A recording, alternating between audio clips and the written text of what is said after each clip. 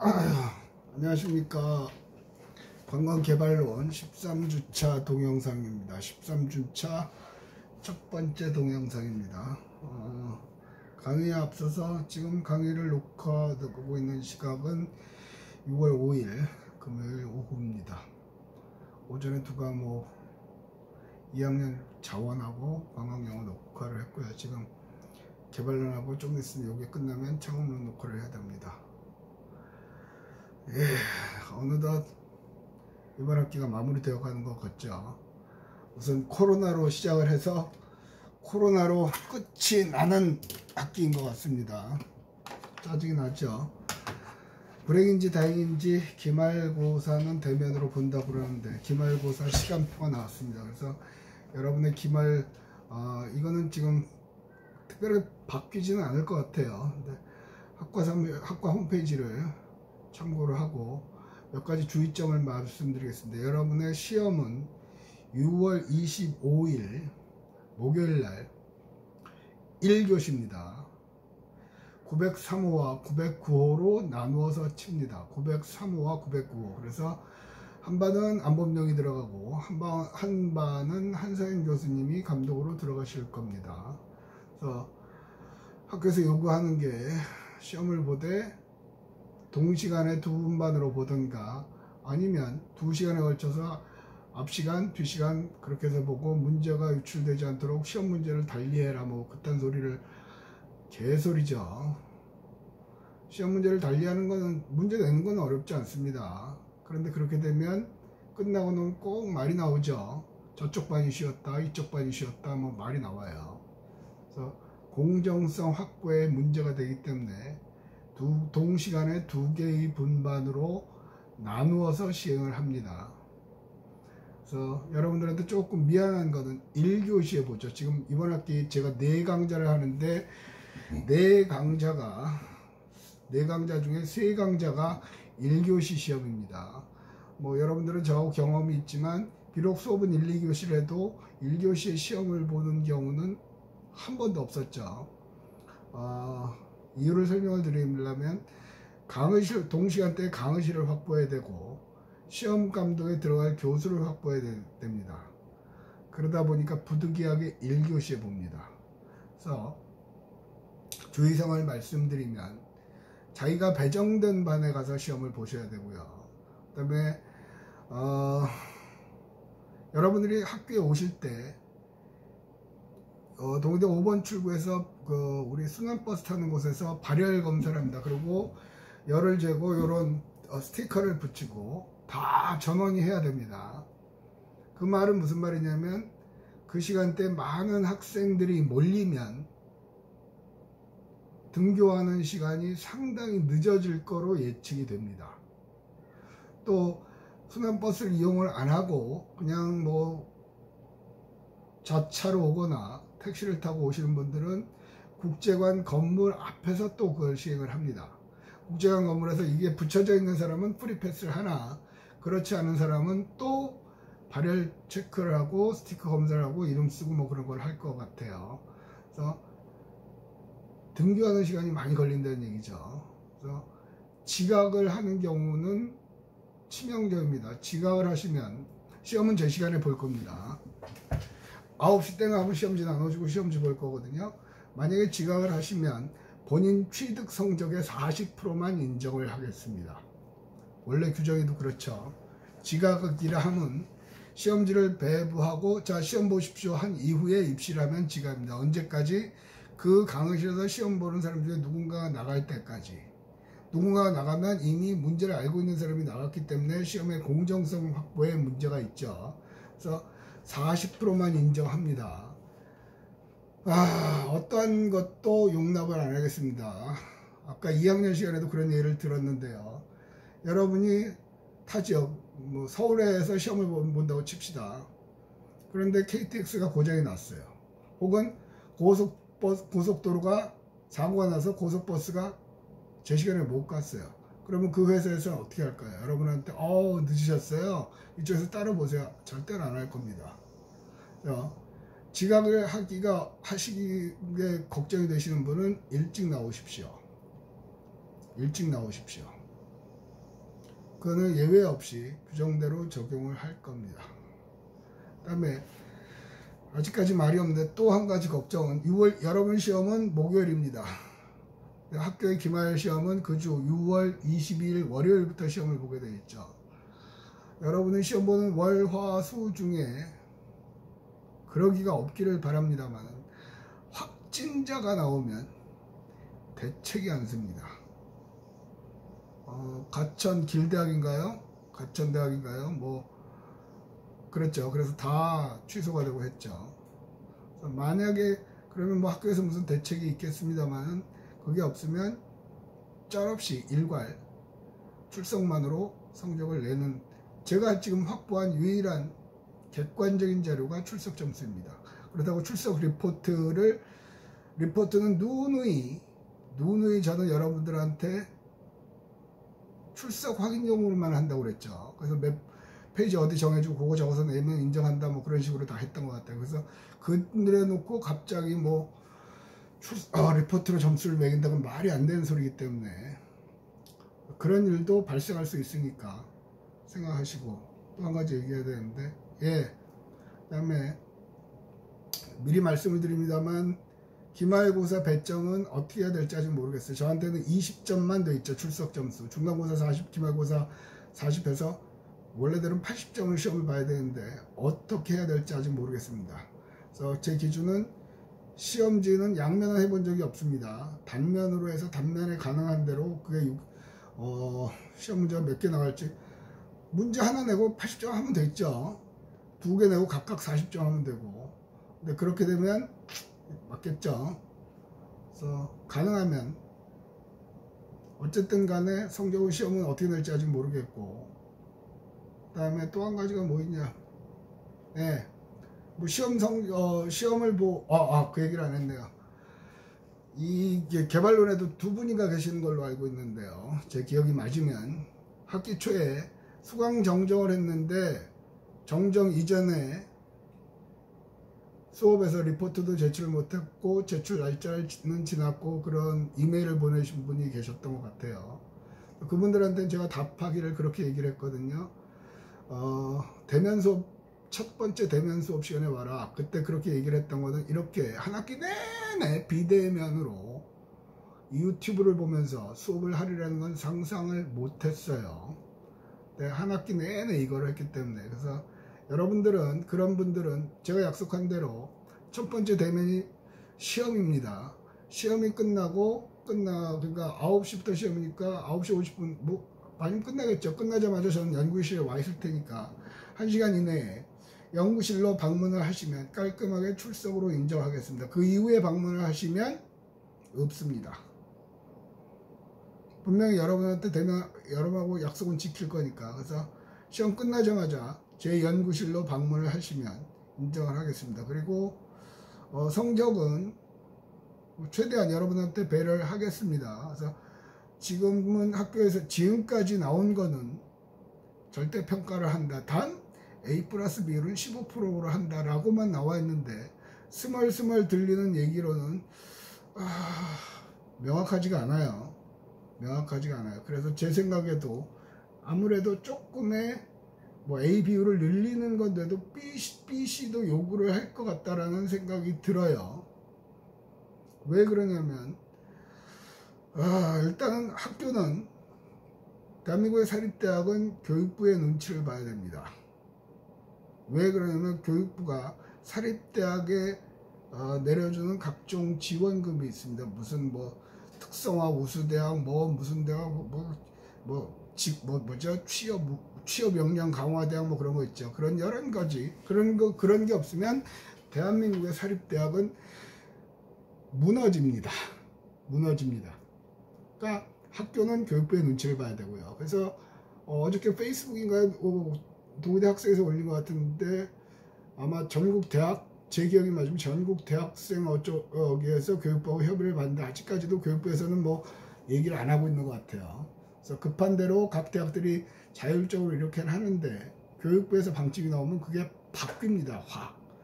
그리고 대학은 그걸 따라갈 수밖에 없습니다. 그걸 안 따라가면, 교육부의 방침을 어기면 다음에 내년에 하는 각종 평가에 불이익을 받습니다. 어차피 대학 뭐 퇴출되는 경우도 많잖아요. 교육부는 왜 안 하는데? 교육부는 또 교육법에 근거를 해야 됩니다. 여러 가지 물리고 있죠. 그 가장 밑바닥에 있는 게 과목 담당 교수입니다. 담당 교수는 학교에 그거를 받아야 되거든요. 제가 드릴 말씀은 어쨌든 이리저리 주위에 짱 보면서 분위기 파악해가면서 여러분한테 최대한 유리하도록, 그건 여러분들하고 약속을 한 거기 때문에 최대한 여러분한테 유리하도록 배려를 하겠습니다. 딱히 어떻게 하겠다는 얘기는 못합니다. 못 지킬 것 같으니까 지금은. 근데 뭐 여태까지 여러분들이 저하고 수업을 하셨던 분들이기 때문에 탁구에서 오신 분이 한 분인가 두 분 계시는 것 같은데, 뭐 옆에 있는 친구들한테 물어서 보세요. 안 본 분이 어떤 사람인지. 그래서 얘기를 할 거고요. 그 다음에 시험이 끝나면 6월 25일 시험이 끝나면 원칙적으로 제 원칙은 시험이 끝나는 날 퇴근하기 전에 채점 다 하고 입력하고 퇴근하는 걸 원칙으로 삼습니다. 그래서 가능하면 그렇게 하려고 합니다. 그리고 입력이 다 되면 바로 공개를 할 겁니다. 성적 공개. 그러니까 여러분들은 성적 공개하시고 이의가 있으시면 저한테 이메일로 무슨 과목을 수강하는 관광과 무슨 과 몇 학년 학번 누구입니다. 어쩌고저쩌고 하면서 성적 때문에 교수님 연구실 방문하기를 원합니다. 하고 가능하면 여러분의 핸드폰 번호도 주시기 바랍니다. 그러면 성적은 여러분들도 민감하고 바로바로 처리하는 게 좋다고 생각해요. 바로 제가 문자를 드리거나 메일을 확인하는 즉시 하도록 하겠습니다. 보통 제 원칙은 주말에는 이메일 체크 안 하고요. 이메일 봐도 대답을 안 하죠. 그리고 제 시스템 모든 자료는 이 컴퓨터에 있습니다. 집에는 일체 없기 때문에 여러분 질문해도 내가 대답을 할 수가 없죠. 그렇게 해서 성적 쪽에 이의제기를 받을 거고요. 성적은 늘상 그랬던 것처럼 성적 공개 기간에만 와서 바꿀 수가 있습니다. 잘못된 경우에 한해서. 그 외에는 일체 불허하고. 탁과생이 혹시 계셔서 말씀을 드리는데, 저는 가끔 2학년들, 그러니까 저를 처음 보는 분들하고 탁과생들이 가끔 그런 메일을 보내죠. 교수님 저 누구누구인데 어쩌고저쩌고 하면서 뭐 5점만 올려주시면 안 됩니까? 어쩌죠. 그런 메일을 보내시는 분이 생기세요. 그런 메일을 보내시면 그건 받는 즉시 학과 홈페이지에 실명으로 게재를 할 겁니다. 그러니까 그런 거는 일체 용납을 안 합니다. 그러니까 보내셔봐야 전 바로 공개할 겁니다. 네, 바로 공개를 합니다. 그렇다고 여러분의 성적에 대한 이의 제기할 권한을 박탈하는 거 아니에요. 저한테 이메일 보내는 거는 성적을 받았는데 확인을 했는데 좀 잘못된 것 같다. 그러면 와서 연구실에 방문하시면 시험지 확인 가능하고요. 모든 게 가능하고 혹시라도 제가 채점을 잘못했으면 고칩니다. 그러니까 성적 올려달라는 이메일 뭐 그딴 거 안 보내시는 게 좋겠죠. 보내셔봐야 혜택될 일도 없고요. 자, 정리합니다. 시험에 지각하지 말고 지각하면 취득 성적의 40%만 인정한다 라고 말씀드렸고, 그러한 발열 체크하고 그렇기 때문에 아마 평상시보다 순환버스 타기가 녹록하지 않을 거다. 그리고 택시 타고 올라온다고 해도 건물 입구가 지금 건물 입구가 한 군데로만 되어 있습니다. 지금 학생 식당 있는 데 있죠. 서브에 있는 그쪽으로만 들어오게 되어 있어요. 그래, 그 교육부 방침이에요. 건물마다 입구를 하나로만 하라고 그래서. 그래서 굉장히 혼접하고 거기서 또 발열 체크하고 뭐 어쩌고저쩌고 하는 말하고 시간이 걸릴 수 있습니다. 그걸 감안하셔서 학교로 등교를 하시면 좋겠습니다. 교수님 저 일찍 왔는데요. 뭐 전혀 그거는 용납 안 됩니다. 용납 안 됩니다. 지금 오늘도 좀 전에 4학년 그 총대로부터 카톡이 왔어요. 4학년 단톡방에 올라왔는데 오늘이 그 4학년들 조별 프로젝트 제출하는 날이거든요. 근데 그 규정에 보면 날짜가 다른 조국끼리 만났다는 그 증명으로 날짜가 다른 날 3일을 찍어서 보내라 라고 했어요. 오늘 카톡 온 게 뭐냐면 코로나 사태로 3일치를 모인다는 건 좀 어렵지 않느냐, 하루로 줄여줄 수 있지 않느냐 라는 카톡이 왔죠. 순간 그럴 수도 있겠다 했는데 그거를 규정을 알려준 건 3주 전입니다. 그리고 오늘은 제출하는 날입니다. 제가 오늘 한 장만 올려도 됩니다 라고 그러면 이미 3장을 찍었던 조에서 이의제기가 하겠죠. 그럼 그걸 막아낼 논리가 없습니다. 저는 그걸 보고 이해가 안 가더라고요. 그래서 순간 생각했다가 이건 말이 안 된다 그러고, 아마 그 질문을 한 조는 3장을 안 찍었겠죠. 내가 할 바 아니고 규정대로 하면 되는 거고. 똑같습니다. 지각을 하시면 40%만 인정을 합니다. 100점을 맞으셨다 그러면 40점이 되는 거죠. 여러분이 100점 만점에 40점을 맞았으면 4, 4, 16, 16점을 기말고사 성적으로 취득하시게 되는 겁니다. 뭐 이렇게까지 말씀드렸고 하는데 거기서 이의를 제기하실 분은 없겠죠. 이의를 제기하시면 뭐 이건 할 수가 없어요. 그죠? 그래서 제발 하고 시험을 볼 수 있길 바랍니다. 그래서 확진자가 나오면 대책 않습니다. 그럼 그냥 글자 그대로 출석만 갖고 하는 수밖에 없겠죠. 그럴 일은 없고, 예, 이렇게 하고, 그럼 시험에 관한 얘기는 끝났고요. 시험 범위는 다음 이게 13주차 동영상이고요. 14주차 동영상의 진도가 나가는 것까지가 시험 범위입니다. 자, 오늘은 진도 나갑시다. 조금 나가고 합시다. 에어컨 틀고요. 이제 더워서 에어컨 없이는 이 연구실에 앉아있기가 힘이 든 정도가 됐죠. 아까도 얘기했지만 이 망할 놈의 1학기는 코로나로 시작해서 코로나로 끝나는 것 같아요. 끝까지 확진자가 나올까봐 걱정을 해야 되고 대책 안 쓰는 거예요. 2학기 때는 어떻게 될까요?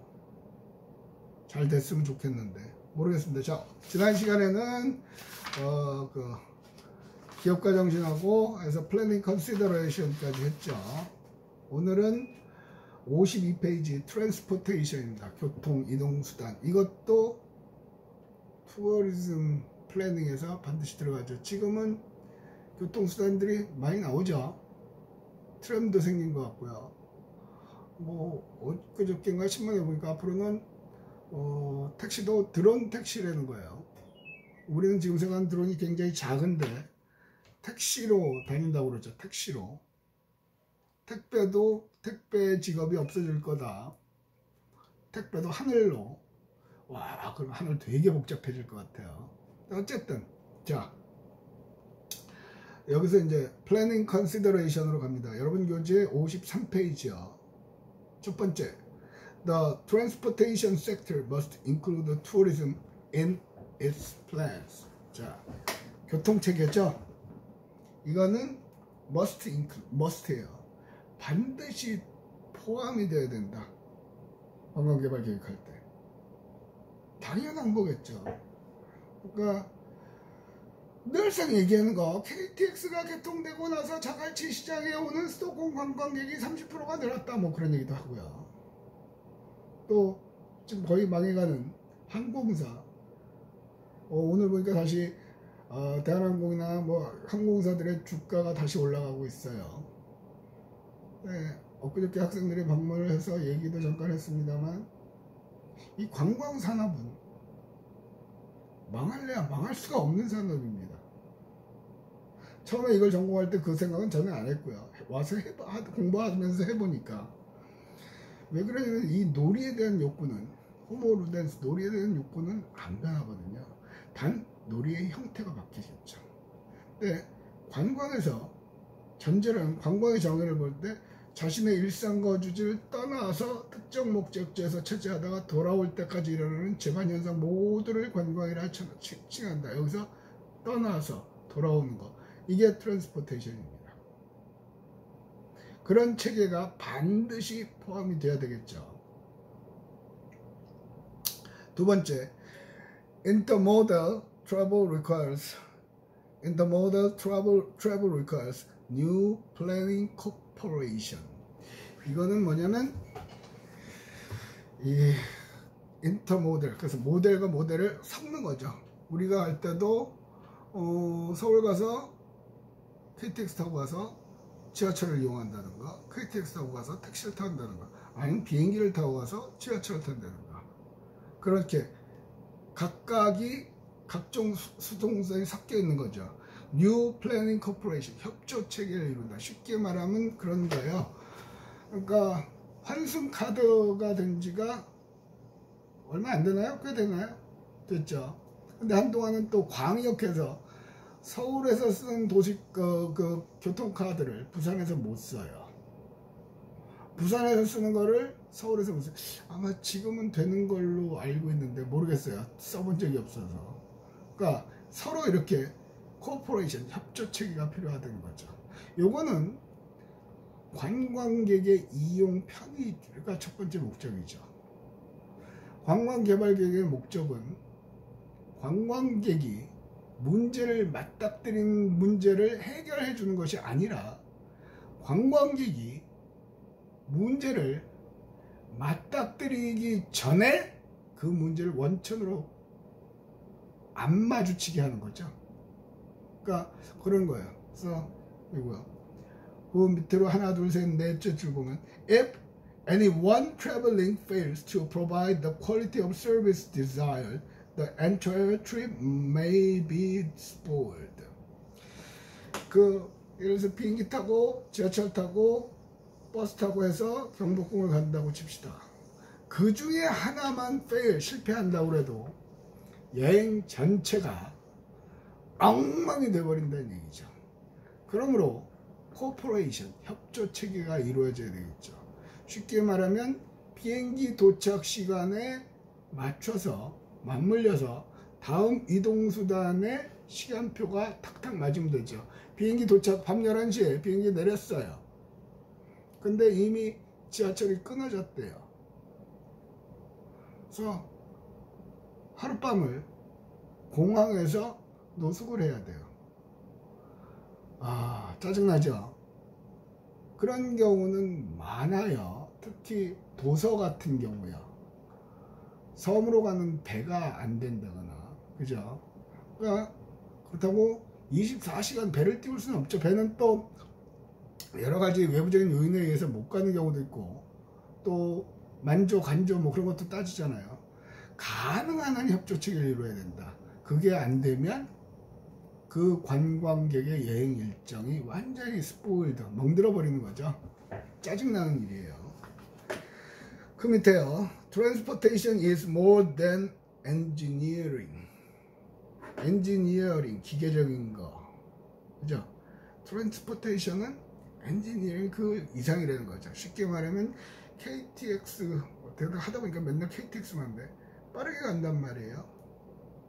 근데 KTX 3000이가 처음 나왔을 때 그랬죠. 빨리 가는 건 좋은데 이게 빨리 가면서 터널을 지나갈 때마다 우웅하는 거예요. 그거 탄 사람이 막 짜증이 나는 거죠. 엔지니어링 이상이라는 거예요. 쾌적한 환경도 만들어져야 되고요. 또 거기에 필요한 각종 서비스도 제공할 수 있으면 좋은 거죠. 그 밑으로 하나 둘 셋 줄 Better signage and traveler information continues to present a planning challenge. 예, 여기서는 signage, 도로 표지판 얘기했고요. 그 다음에 information 시스템 얘기하는 거죠. 쉽게 말하면 이런 거지. 고속도로를 가다 보면 교통 표지판이 있어요. 알려준. 그런데 관광지를 대체로 인식하시는 분들은 인식하셨겠지만 그렇지 않은 분들은 많으실 것 같은데요. 녹색 계통으로 되어 있는 건 교통 표지판이에요. 그런데 관광지를 알릴 때는 고동색으로 써 있죠. 그죠? 그러니까 요즘은 내비게이션이 있어서 내비게이션으로 다 합니다만은 원래 처음 할 때는 교통 표지판도 그렇게 바뀐 지가 10년이 채 안 되는 걸로 알고 있어요. 그런 것까지도 얘기를 해야 되죠. 고려를 해야 되죠. 내가 제일 처음 부산 왔을 때요. 부산 2000년도에 처음 내려왔죠. 그때 저는 작은 집 큰아들이었고요. 큰 집 큰아들이 그 군인이었어요. 군인. 그래갖고 53사단, 부산에 있는 게 53사단이라고 그러죠. 거기 사령관이었어요. 사령관. 저는 군대를 안 갔죠. 아니 못 갔죠. 눈이 나빠서 방위를 했어요. 그래서 사령관이고 지랄이고 그런 거에 대해서 개념이 없었어요. 그런데 사령관이 53사단 사령관 하면 부산 시장보다 위더라고요. 어쨌든 그 얘기를 하고 싶은 게 아니라, 그래서 부산 왔다니까 와서 밥 먹으라고 그래서 사령관 관사를 가야 되는데 그 해운대에 있었어요. 지금은 얼른 옮겼는지 지금 해운대 세무서인가요? 있던 자리에 있었어요. 그게 그 안에 그 기억이 나거든요. 그 안에서 가서 밥 먹고 갈 때는 이렇게 가는데 올 때는 엉뚱한 데로 가요. 이유가 뭐냐면 도로 표지판 따라가면 길이 없어지는 데가 많더라고요. 근데 어쨌든 그런 것도 필요하다는 얘기고. 자, 요 정도에서 마무리를 하고 너무 길어지면 또 안 되더라고요. 그래서 13-2에서 볼 거고요. 리포트는 13-2에서 제시하겠습니다.